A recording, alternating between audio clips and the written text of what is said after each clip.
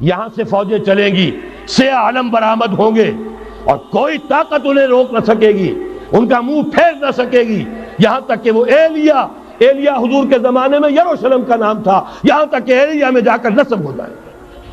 گویا کہ یہ جو ہمارے ہاتھ سے نکلا ہے قبضے سے، پہلے بھی عربوں کے ہاتھوں سے نکلا تھا بیت المقدس، یروشلم، عرب واپس نہیں لے سکے تھے۔ کرد خون صلاح الدین ایوبی اس نے واپس لیا، عربوں میں دم نہیں رہا تھا، عیاشیوں کی وجہ سے کھوکھلے ہو چکے تھے۔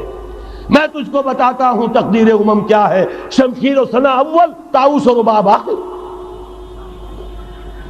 یہی وجہ ہے کہ تقریباً 20 صدی کے بعد ان کی حکومت ختم۔ آشمارا حق بود گر خون بارک بر زمین، بر زوال ملک مستعصم امیر المومنی۔ یہ ہوا کہ نہیں ہوا؟ جبکہ آئے ہیں تاتاری ہورڈز، اور جنہوں نے کہ آخری خلیفہ بنو عباس اسے محل میں سے نکالا، ایک کھال کے اندر لپیٹ کر، اور اپنے گھوڑوں کے سونوں تلے کچل دیا۔ عرب معزول کر دیے گئے تھے، لیکن اب دوبارہ عربوں کو جب سہارا ملا ہے، لیکن اب بھی انہوں نے کہیں اسلام قائم نہیں کیا۔ کوئی روس کا غلام رہا، کوئی امریکہ کا غلام رہا، کسی نے اس کا ساتھ دیا، کسی نے اس کا ساتھ دیا۔ تہذیب ہے تو مغربی، تمدن ہے تو مغربی، وضع میں تم ہو نصارہ تو تمدن میں ہنود۔ یہ مسلمان ہیں جنہیں دیکھ کے شرمائے یہود۔ یہی معاملہ جب ان کا ہوا تو اب اللہ تعالیٰ کی طرف سے ان کے اوپر وہ عذاب کی بھٹی گرم ہونے والی ہے۔ لیکن اس کے بعد پھر یہاں سے جائیں گے وہ جو ان کی مدد کریں گے، اور یہ ایلیا کو واپس لینے والے یہ مشرق سے چلنے والے لشکر ہوں گے۔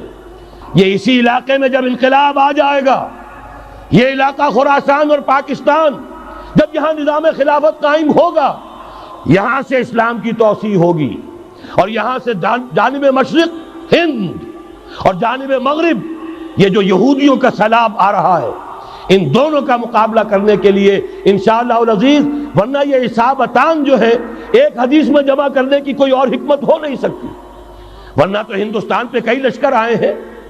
لیکن یہ کہ در حقیقت اسی وقت جبکہ عالم عرب میں وہ بھٹی دہکے گی، اسی وقت یہاں انقلاب آ چکا ہوگا۔ ایک طرف یہاں سے مدد کے لیے لشکر جائیں گے کہ جو مسلمان عرب جو ہیں ان کی مدد کریں گے، حضرت مہدی کے جھنڈے تلے لڑیں گے، حضرت مہدی کی حکومت کو مستحکم کریں گے، یؤتون للمہدی۔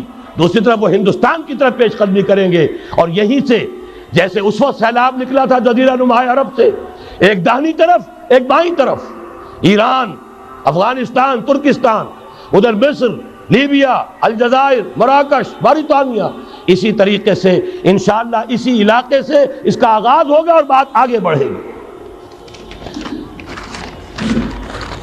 تو غرب اثر حاصل کیا ہے؟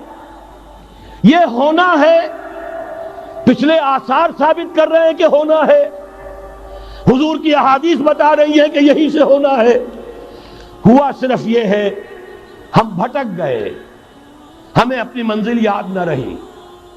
میں تو بہرحال ان لوگوں میں سے ہوں جنہوں نے نعرے لگائے تھے پاکستان کا مطلب کیا، لا الہ الا اللہ۔ میں سن 46 میں یہاں حبیبیہ ہال میں قائد اعظم نے مسلم اسٹوڈنٹ فیڈریشن کے جس اجلاس کو خطاب کیا تھا، ضلع حصار سے جو 2 ڈیلیگیٹ آئے تھے ان میں سے ایک میں تھا۔ میں نے بہرحال اس تحریک میں بھی حصہ لیا ہے، ایک ننھے کارکن کی حیثیت سے لیا ہے، پھر حالات کو بدلتے اپنے آنکھوں سے دیکھا ہے، ہم کہاں سے کہاں جا پہنچے ہیں۔